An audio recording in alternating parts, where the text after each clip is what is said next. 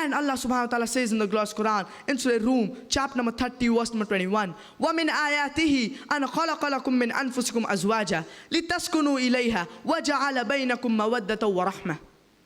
And among signs are that He created from among yourself mates, that ye live in tranquility, and He has put love and mercy between your hearts. Marriage is referred to as misaq, that is a sacred covenant. And in Islam, for marriage to solemnize, taking the permission of both the man and the woman, the would-be bride and bridegroom, is equally important. And Allah subhanahu wa ta'ala says in the glorious Quran, in Surah Nisa, chapter number 4, verse number 19, يَا أَيُّهَا الَّذِينَ آمَنُوا لَا يَحِلُّ لَكُمْ أَن تَرِثُوا النِّسَاءَ كَرْهًا. Oh, you who believe, it is not permitted for you to inherit a woman by compulsion. And our beloved Prophet Muhammad sallallahu alaihi wasallam said, it's mentioned in Sahih Bukhari, volume number 7, book of Nikah, chapter number 43, hadith number 69. A woman by the name of Khansa bint Khadim approached the Prophet sallallahu alaihi wasallam and said, I have been forced by my father to marry a man whom I do not like. And the Prophet sallallahu alaihi wasallam, he nullified the marriage. Therefore in Islam, taking the permission of both the man and the woman is equally important. And in Islam, we do not prefer calling our woman as housewife. Because if you analyze, housewife means that she is married to the house. And we do not consider in Islam a woman to be married to the house. We prefer calling her as a homemaker. She makes the home, she builds the home. So inshallah, from now onwards, I believe that the sisters, if they have to write their occupation in any form, instead of writing housewife, they will write homemaker. Because we do not consider you're married to the house. You are a homemaker. You make the home. You build the home. And in Islam, a woman is not married to a master to be treated like a slave. She is married to an equal and relationship that is of partnership. And if we analyze in Islam, the rights of women and men are overall equal. But in the aspect of leadership, man, he has a degree of advantage. And Allah subhanahu wa ta'ala says in the glorious Quran, in Surah Baqarah, chapter number 2, verse number 228, وَلَهُنَّ مِثْلُ الَّذِي عَلَيْهِنَّ بِالْمَعْرُوفِ وَلِلرِّجَالِ عَلَيْهِنَّ دَرَجَةٌ. And the rights of a woman will be equal to that of a man, but the man has a degree of advantage.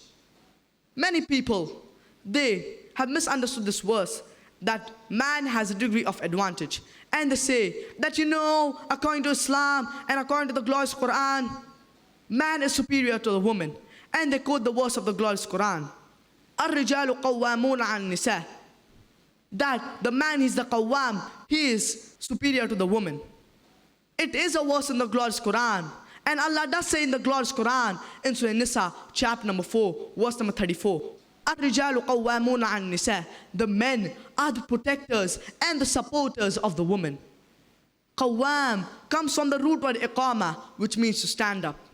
And Allah subhanahu wa ta'ala says that He has given the man one degree of additional responsibility. And it does not mean one degree of superiority of the man to boss over the woman. It means one degree of additional responsibility. And if you read the tafsir, the commentary of Tabari, even he says qawwam as one degree of additional responsibility for the man to support the woman. Allah subhanahu wa ta'ala says in the glorious Quran, in Surah Nisa, chapter number 4, verse number 19, وَعَاشِرُوهُنَّ بِالْمَعْرُوفِ فَإِنْ كَرِهْتُمُوهُنَّ فَعَسَىٰ أَن تَكْرَهُوا شَيْئًا وَيَجْعَلَ اللَّهُ فِيهِ خَيْرًا كَثِيرًا. And treat your wife with the footing of kindness and equity. Even if you dislike her, you may not like a thing, but Allah may bring a good deal out of it. Allah subhanahu wa ta'ala says that we have to treat our wife with the footing of kindness and equity, even if you dislike her. We may not like a thing, but Allah may bring a good deal out of it. And Allah subhanahu wa ta'ala says in the glorious Quran, in Surah Baqarah, chapter number 2, verse number 187, هُنَّ لِبَاسٌ لَكُمْ وَأَنْتُمْ لِبَاسٌ لَهُنْ. They are your garments and you are their garments. The wives are the garments of the husbands, and the husbands are the garments of the wives. What is the purpose of a garment? The purpose of a garment is to conceal, is to beautify. The husband and wife, they conceal each other's faults and they beautify each other. Their role is like hand and gloves.